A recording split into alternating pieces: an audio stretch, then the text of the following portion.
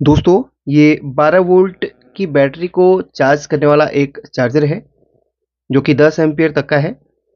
कल मैंने इसकी रिपेयरिंग का वीडियो बनाया था, इसमें काफ़ी सारी फॉल्ट्स वगैरह आए थे, उनको मैंने क्लियर करा था उस वीडियो में। और कुछ चीज़ें यहाँ पर ना होने की वजह से वो वीडियो आधा रह गया था। आज मैं इस वीडियो को कंप्लीट करूँगा।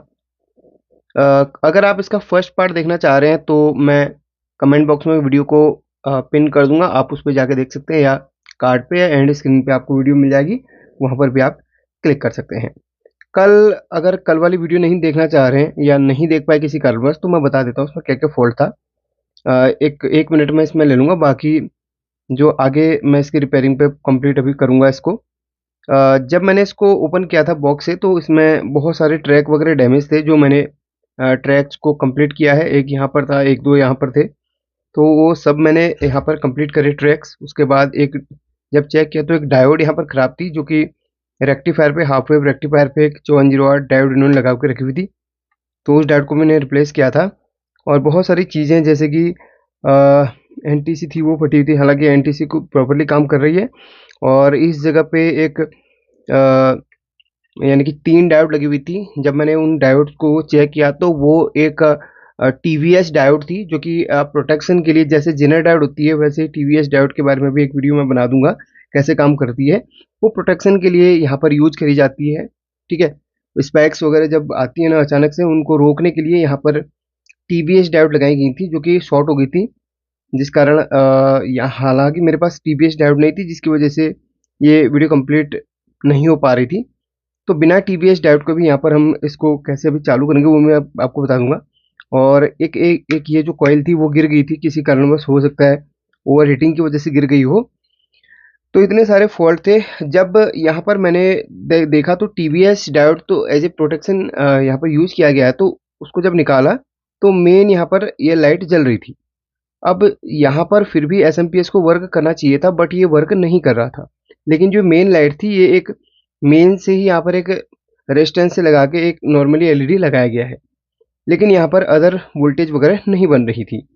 जब मैंने डिटेल से चेक किया तो यहाँ पर जो एसटीआर था, हालांकि सर्किट्स पे जो एसटीआर लगा हुआ है वो ज़्यादातर शॉर्ट होता है, बट शॉर्ट होने पर है ना, सीधे हम निकाल के उसको चेंज कर लेते हैं। लेकिन जब शॉर्टिंग कोई एसटीआर नहीं दिखाता है, या कोई अ, जो भी इसमें मॉसफेट वगैरह स्विचिंग के लिए लगाएगा वो अगर शॉर्टिंग नहीं दिखाता है, तो फिर क्या हो जाता है कि भाई एक यहाँ पर मतलब डाउट सा हो जाता है कि ख़राब है या नहीं है, तो कंफर्म नहीं हो पाता है।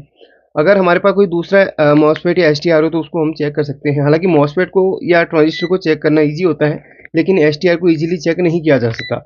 हाँ, अगर आपके पास सेम कोई है तो उसको आप चेक कर सकते हैं।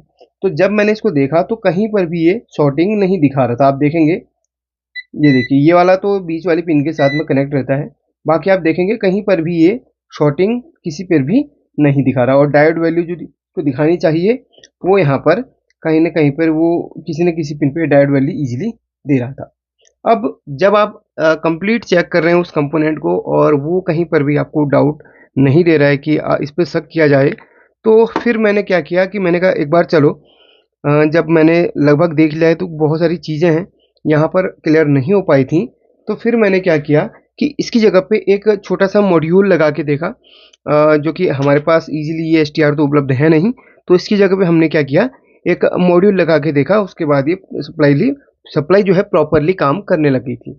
अब इस मॉड्यूल को किस तरीके से लगाया जाएगा, हालांकि मैंने दोबारा निकाल लिया है, और बताऊंगा आपको किस तरीके से इसको लगाना है। तो ये जो एसटीआर है वो इंटरनली ओपन हो गया है, या कोई इसका जो पिन है वो अंदर से यहाँ पर ये ओपन हो चुका है, जिसकी वजह से इसका या तो फीडबैक फंक्शन हो सकता है, या कोई फंक्शन है जो प्रॉपरली काम नहीं कर रहा है, ठीक है। तो अगर एसटीआर मिलती है तो वो लगा लेना चाहिए, नहीं तो इसको लगाना भी बता दूंगा। इस तरीके का भी मॉड्यूल आप इसमें इस्तेमाल कर सकते हैं। जब मैंने इसको लगाया तो काम तो कर रहा था, लेकिन दिक्कत एक इसमें आती है कि भाई ये हीटिंग करता है, क्योंकि ये नॉर्मल सर्किट्स के लिए ठीक है, जो छोटे छोटे सर्किट्स हैं उनको चलाने के लिए तो ठीक है, लेकिन थोड़ा सा हैवी अगर सर्किट हो तो इस तरीके की 524 एस टी आर का आपको उपयोग करना चाहिए। इसकी डब्बी अगर दिखाऊं तो इस तरीके की आती है, 524 इसको बोला जाता है। अब इसका कनेक्शन बता देता हूं, कल वाली वीडियो बहुत लंबी हो गई थी, आज तो मैं लंबी बिल्कुल नहीं करूंगा। पहले समझ लो, यहाँ पर इसमें क्या होगा ना, आपको 4 वायर देखने के लिए मिल जाएंगे। तो ये तो आपका मेन कैपेसिटर के ग्राउंड पे लग जाएगा और ये आपका लगेगा ड्रेन पे। जैसे कोई मॉसफेट होती है उसकी ड्रेन की पिन होती है, वैसे कोई एसटीआर होती है उसमें एक ड्रेन की पिन होती है। तो ड्रेन की पिन को आपने पकड़ना है, इस एसटीआर का या किसी मॉसफेट का आपको डाटा शीट निकालना है और उसकी ड्रेन के पिन को फाइंड आउट करना है। अगर आपको ड्रेन की पिन नहीं मिलती है तो एक और मैंने आपको तरीका बताया था कि ड्रेन की पिन को बिना डाटा शीट के कैसे निकालना है।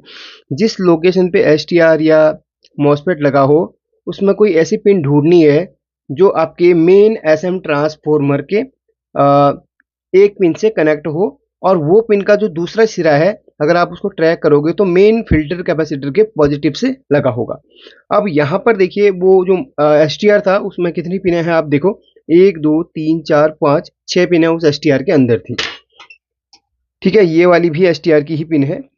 इसको मैं जैसे वो दिख रही है वैसे इसको ऐसे बना देता हूँ ताकि आप इसकी पहचान कर सकें। हालांकि मेरी वीडियो लंबी इसलिए होती है क्योंकि मैं डिटेल से समझाने की कोशिश करता हूँ और लाइव डबिंग कर रहा हूँ इसलिए। तो इसमें 6 पिनें हैं। अब वो पिन जो मेन एसएम ट्रांसफॉर्मर के एक लेग से जुड़ी है वो कौन सी है? वो है आपकी ये पिन।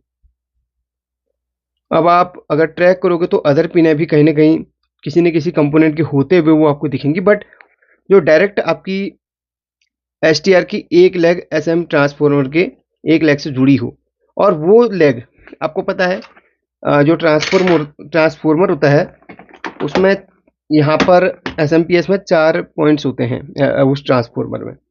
तो ये हैं उसके 4 पॉइंट्स, मैं आपको दिखा देता हूँ ट्रांसफॉर्मर के। 1 2 3 और 4 ये कहीं से कनेक्ट नहीं है, ठीक है, ये दोनों आपस में कनेक्ट हैं तो इसको हम एक ही गिनेंगे, यानी कि 1 2 3 और 4 इसमें पिन है।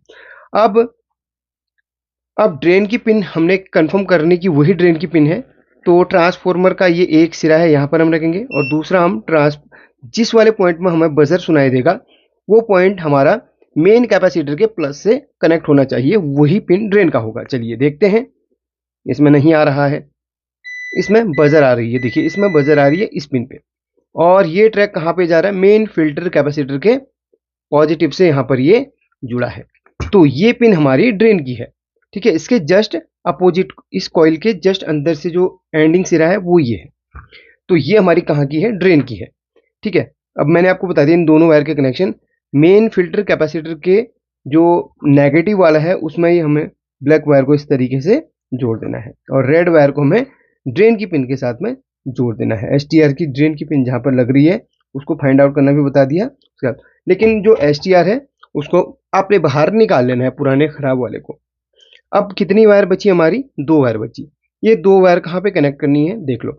जो आपके पास एसएमपीएस है उसमें एक ऑप्टोकपलर लगा होगा, अब लेकिन यहाँ पर डाउट है। अब इसमें तो 2 लगे हुए हैं, हालांकि 3 लगे हुए हैं, उस साइड का हमने नहीं देखना है, लेकिन साथ में यहाँ पर 2 लगे हैं। हमें एक ऑप्टोकपलर को पकड़ना है।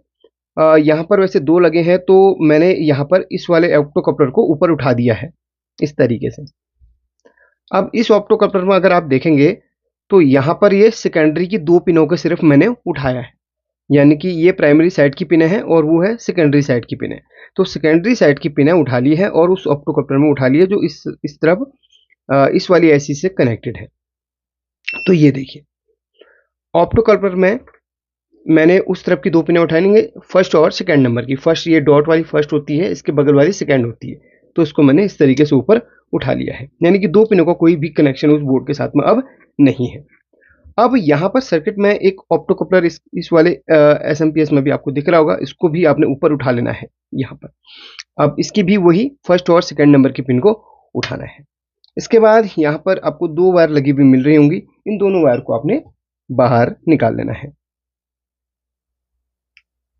कुछ इस तरीके से। ये वायर हमने बाहर निकाल ली है। अब ये जो 2 वायर हैं इसमें आपको ऑप्टोकपलर की जो 2 पिन आपने उठाई भी हैं वो 2 वायर वहां से कनेक्ट कर लेनी है।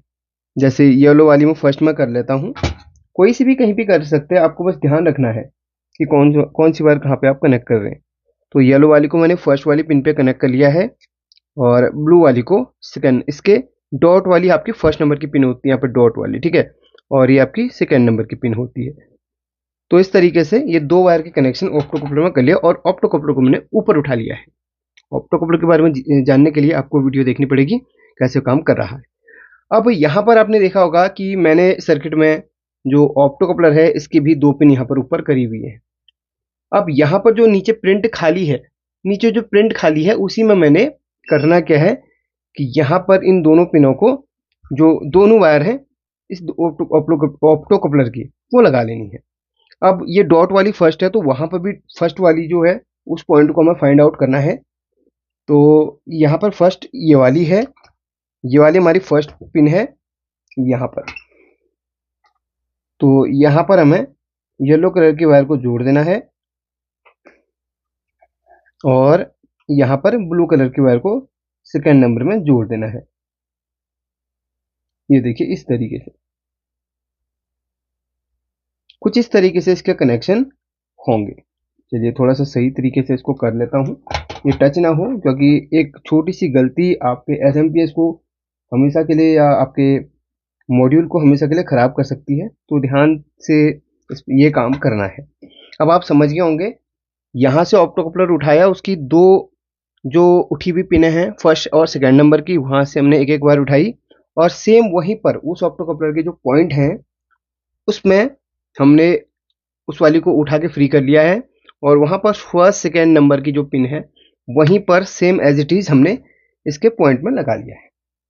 इतना करने के बाद आपको करना क्या है, इसको चालू करना है कुछ इस तरीके से।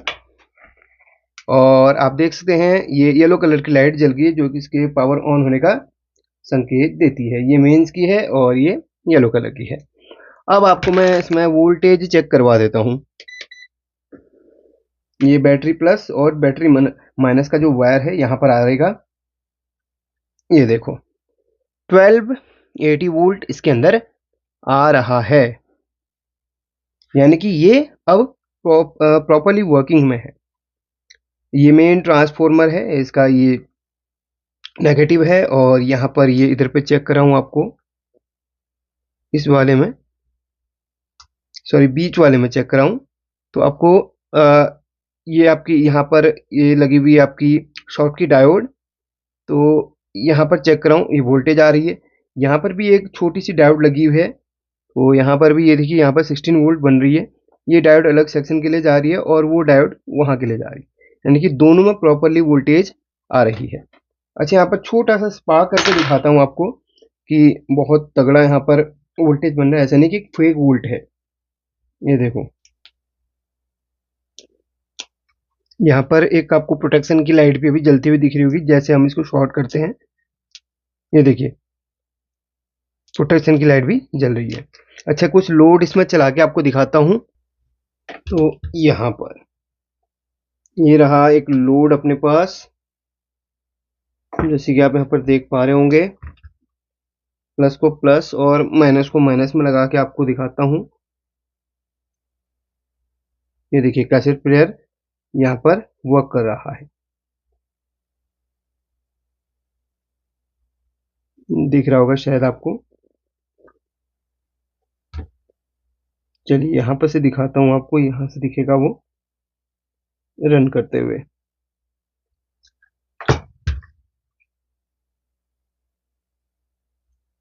ये देखिए वर्किंग करते हुए यहाँ पर दिख रहा होगा।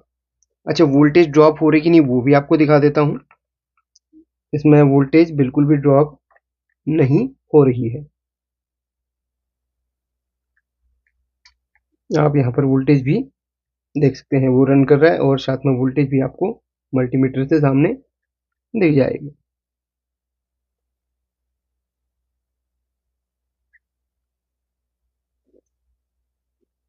देखिए सामने मल्टीमीटर है और ये वर्किंग में है, कोई भी वोल्टेज इसमें ड्रॉप नहीं हो रही है 1280। और यहाँ पर देखो 1280, एक रत्ती भी वोल्टेज ड्रॉप नहीं हो रही है लोड पे भी। तो सारी चीज़ें मैंने क्लियर करवा दी हैं। अब ये प्रॉपरली यहाँ पर काम करेगा। पर हाँ रिले भी प्रॉपरली इसमें वर्क कर रही है, रिले का भी आपको दिखा देता हूँ। सुनिएगा रिले का साउंड, मैं इसको ऑफ करता हूँ एक बारी। अभी ऑफ नहीं हुआ ये देखिए रिले का साउंड आपको यहाँ पर सुनाई दिया होगा। अभी ऑन करता हूँ,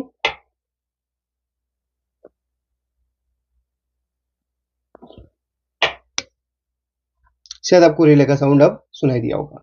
अब ये प्रॉपरली वर्क कर रहा है। बस ये काम इसमें कर लेना। काम आपको सारे कनेक्शन बता दिए हैं, बाकी कुछ भी छेड़ना नहीं है। बाकी अगर प्राइमरी सेक्शन में कोई अगर फॉल्ट हो तो वो क्लियर कर लेना, और ये जो एसटीआर है वो निकाल के इस मॉड्यूल को लगा लेना, काम बन जाएगा। थैंक यू वीडियो देखने के लिए। कल वाली वीडियो देख लेना। और हाँ, मैं अभी कुछ टाइम बाद वो लेके आऊँगा, इनको भी यहाँ पर लगा दूंगा, ठीक है। वैसे इनका कोई काम नहीं है, अब इससे काम बन जाएगा। फिर भी आप लगाना चाहें तो लगा सकते हैं। और एक छोटी सी चीज़ और ध्यान रखना, इसके यहाँ पर आप एल्यूमिनियम हीट सिंक अगर कसना हो तो कस लेना, या इसको इस हीट सिंक पे कस सकते हैं आप, क्योंकि इसके पीछे कोई भी यहाँ पर है ना, कोई भी मेटल नहीं है, तो इसके पीछे आप एक जो ओल्ड एसटीआर से निकाला हुआ है, आपने इसको लगा के इसको एल्यूमिनियम हीट सिंक पे कस लेना है। और कोई भी पार्ट को यहाँ पर है ना एल्यूमिनियम के साथ टच मत होने देना। बहुत अच्छी तरीके से कवर करके इसको आप फिर से इसको पैक करके रख लेना। खुला छोड़ोगे तो दिक्कत पड़ेगी, कहीं ना कहीं आपको बाद में शॉर्टिंग का इश्यू बाद में देखना पड़ सकता है, इसलिए खुला मत छोड़ना इसको। और यही वाला लगाना, छोटा एसटीआर मत लगाना, वो आपका हीट होके खराब हो सकता है। Thank you.